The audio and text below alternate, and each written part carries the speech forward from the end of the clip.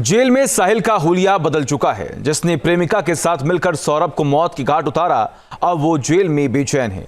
Jail में साहिल के बाल कतर दिए गए, तो वही जिस साहिल से लोग नफरत कर रहे हैं, उससे मिलने के लिए उसकी नानी पहुंची।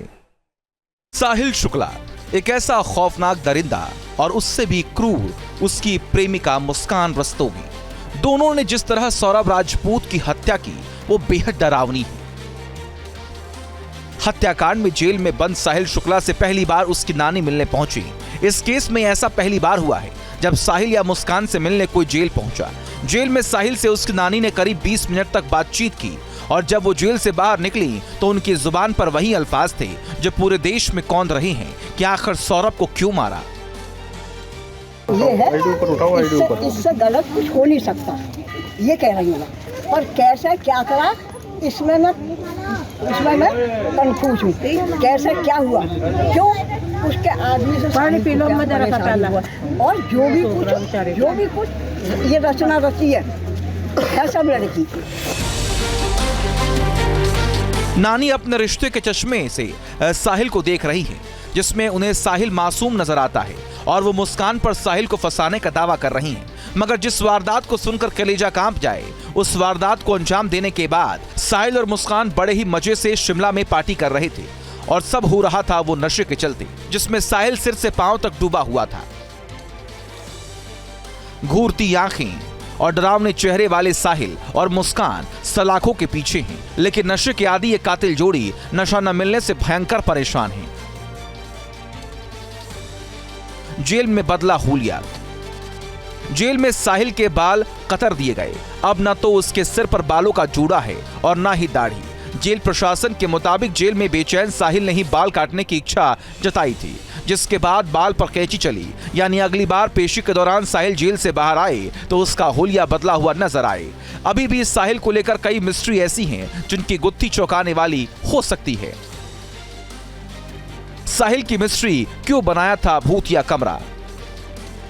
साहिल को जानने वाला कोई दूर दूर नहीं है, सिर्फ नानी है जो साहिल को रग रग से पहचानती हैं। उनसे जब साहिल के रहस्यमयी कमरे के बारे में सवाल किया गया तो उनके पास भी कोई ठोस जवाब नहीं था। नानी दावा करती हैं कि वो महादेव का भक्त है और सिर्फ उन्हीं की फोटो लगाता है। तंत्र वंत्र नहीं क्या करता था साहिल? बिल्कुल नहीं, बिल्कुल एक उस और कुछ नहीं। किसी को नहीं मानता था, किसी को नहीं।